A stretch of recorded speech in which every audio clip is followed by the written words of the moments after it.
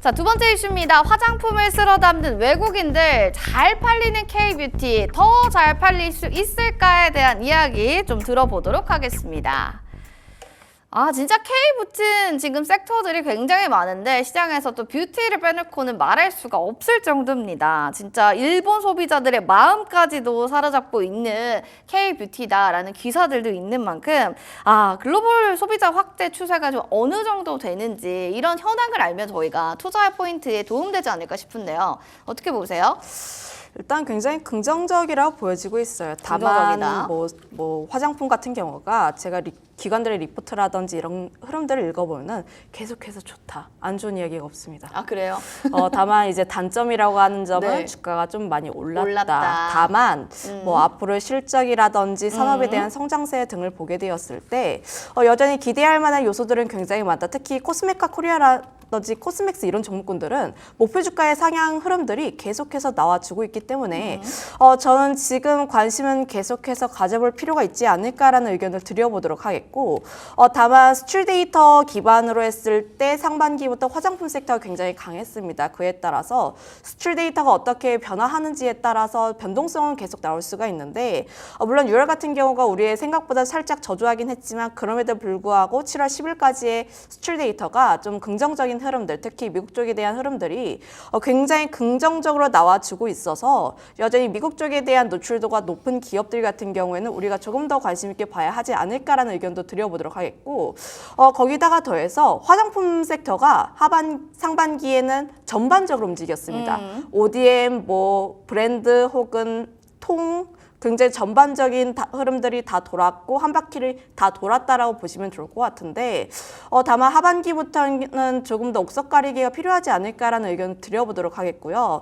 실적에 대한 성장이 계속해서 나와주고 있는 기업들, 거기다가 더해서 트렌드를 반영했을 때 지금 아무래도 좀 여성의 입장에서 생각을 하면은 저희가 화장품을 굉장히 많이 사용하잖아요. 그럼요. 매일 쓰죠, 저는. 올리브영 가면은 그렇게 또 사고 싶은 화장품이 많아요. 뭘 사고 싶으세요? 집에 립스틱만 30개가 넘게 있는데 올리브영 가면은 뷰티 또 덕후네요. 사고 싶습니다. 화장품 덕후. 네, 제가 이제 화장품을 좀 좋아해서 네네. 맨날 이제 가면은 새롭게 나오는 이제 립스틱이라든지 색상도 변화하고 제형이라든지 또 완전- 신제품들이 계속 나와주고 있다 보니까 네, 많이 하시네요. 네, 이런 부분을 보게 되었을 때 화장품 같은 경우에는 인기도가 옛날만큼 브랜드에 좌우되지 않고 유행하는 거에 따라서 크게 좌우가 된다. 그로 인해서 앞으로 좀 더 관심 있게 봐야 하는 쪽은 ODM 쪽, 결국 만들어주는 쪽에 대해서 우리가 계속 관심 있게 봐야 할 필요가 있지 않을까라는 의견 드려보도록 하겠어서 현재 앞으로 계속해서 관심 있게 봐야 하는 종목군들 같은 경우에는 ODM 종목이지 않을까라는 의견 드려보도록 하겠습니다. 알겠습니다. 이 섹터까지 또 얘기를 해주셨는데 K-뷰티는 좀 영원하다 이런 측면으로 얘기해 주신 것 같고 ODM 쪽 섹터를 봐야 된다라는 얘기까지 해주셨어요. 자, 뭐 뷰티업계가 수출 청신호다 이런 얘기들을 좀 앞에서도 얘기해 주셨지만 하반기 경기를 바꿀 만한 뭔가 모멘텀이 있을까? 이런 부분들 궁금할 것 같아서 이성우 차장님, 뭐 뷰티 쪽으로 어떻게 좀 보세요? 시각에 대해선?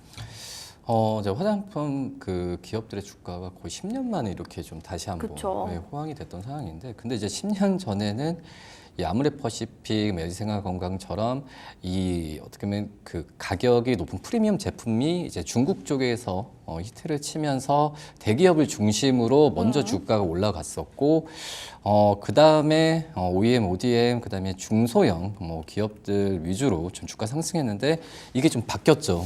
아예 지금 10년 만에 다시 한번 주가가 올라왔는데 이 트렌드가 지금 바뀐 상황이라고 볼 수 있겠고요. 지금은 이제 온라인 몰에 정착이 되면서 글로벌 트렌드도 그런 것 같아요. 어떤 프리미엄 제품보다도 지금은 기초, 뭐 색조, 뭐 이런 쪽에서의 저가 브랜드에 대한 그 오프라인 쪽보다 온라인 쪽에서의 이 구매가 지금 글로벌 트렌드로 좀 되고 있기 때문에 그게 이제 우리나라가 지금 각광을 지금 많이 받고 있는 그런 상황이거든요. 실질적으로 아마존에서도 이 기초 화장품, 색조 화장품 쪽에서의 그 매출의 상위권이 대부분 이제 우리나라 기업들의 제품이라고 좀 볼 수 있어서 10년 전이랑은 지금은 틀린데, 근데 우선 주가적인 단기적인 측면에서 봤을 때 말씀드렸던 미국과 유럽을 통한 저가 브랜드에 대한 관심이 높으면서 중소형 기업들이 갔는데 최근에는 이 중국 쪽에서의 이 경기에 대한 기대감이 그 앞에 대형주라고 할 수 있는 아모레퍼시픽과 이 LG생활 건강 쪽에서도 좀 주가가 좀 받쳐주는 경우가 있거든요. 네. 그렇기 때문에 한 달 동안의 주가 좀 떨어졌긴 했지만은 저는 이 낙폭은 좀 제한적으로 갈 가능성이 크다라고 좀 생각이 되고 있고, 그리고 중요한 거는 이제 코로나를 겪으면서 이 화장품 기업들의 숙제가 좀 생겼죠.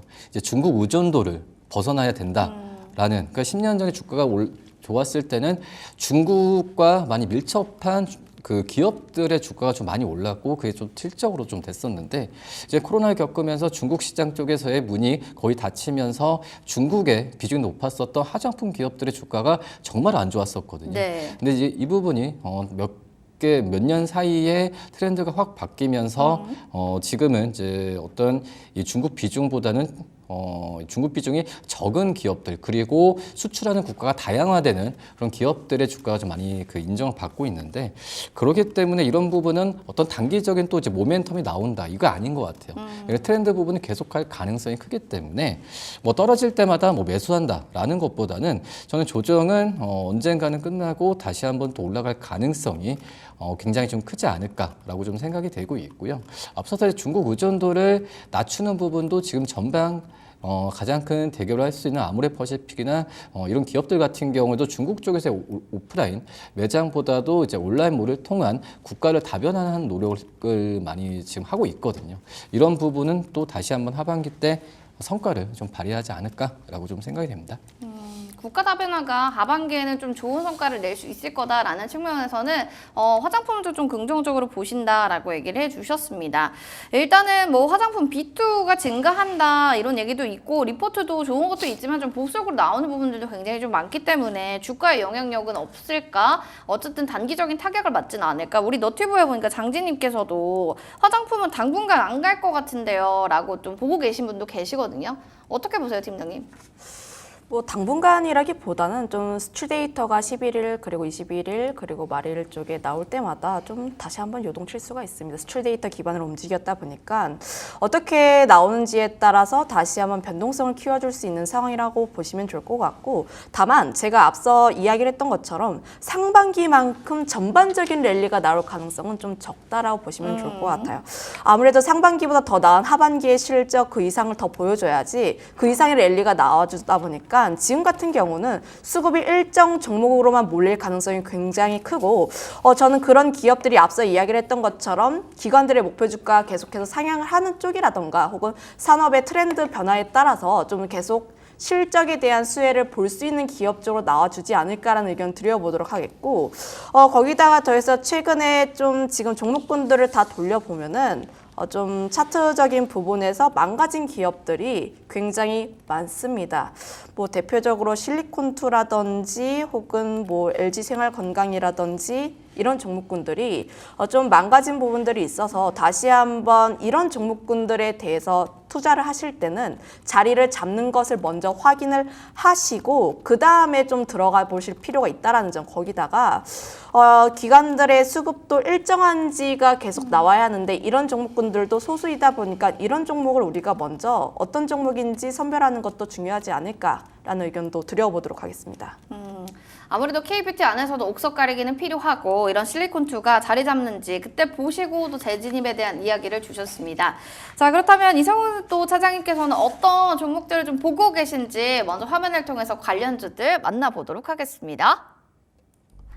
자, 이준 코스메틱, 파마리서치, 아모레퍼시픽, 그리고 지금 클리오까지 굵직한 기업들이 있는데요. 그중에서 원픽 기업은요? 클리오가 되겠습니다. 그럼 사장님에 대한 이야기 자세히 들어보겠습니다. K뷰티 오늘 마감 전에 어떻게 클리오 꼭 담아야 합니까? 근데 좀 주가 떨어지고 있어요. 네, 오히려 찬스라고 보시나요? 아니면 좀 그래도 조금 더 시간 보고서 진입하자라고 보세요? 네, 우선 뭐 주가가 이제 음봉을 이제 기록한 상태에서 뭐 거래량이 그렇게 많이 나온다라고 좀 볼 수는 없거든요. 뭐 그렇기 때문에 저는 종가에 까지 한번 봤을 때 뭐 이제 미크로 닫았으니까 종가에 한번 좀 담아봐도 괜찮지 않을까라고 좀 생각이 되고 있고요. 뭐 이제 클리오 여러 지금 현재 화장품 기업들이 약간의 좀 그 주가가 한 달 안에 좀 많이 소외됐잖아요. 뭐 반도체나 여러 방산주 쪽으로의 갔던 상황인데, 근데 이제 뭐 클리오 같은 경우에도 이 2분기 때 영업이익은 지금 거의 100억 가까이 좀 육박을 하는 상황이라고 좀 볼 수 있거든요. 그리고 포트폴리오도 그 전에 기초에서 기초 쪽에서의 다양화를 많이 하고 있는 게 좀 클리오고, 그리고 뭐 HMB 채널이나 또 이제 자사에 있는 이 몰을 이용한 판매 부분이 정말 원활하게 잘 돌아가고 있어요. 그렇기 때문에 주가가 이제 6월 달에 45,000원까지 가서 지금 이제 36,000원으로 거의 이제 20% 정도 하락한 상황에서는 저는 매수 관점을 한번 좀 들어가도 괜찮지 않을까라고 좀 판단되고 있고요.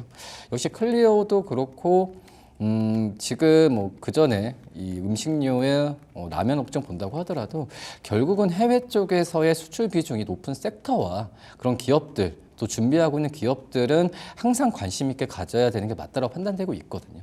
뭐 그렇기 때문에 클리오 좀 관심 있게 말씀드리도록 하겠습니다. 클리오 좀 관심 있게 좀 지금 보자라는 얘기 해주셨는데요. 여러분들 뷰티 쪽 궁금하시다면 잘 살펴보시길 바라겠습니다.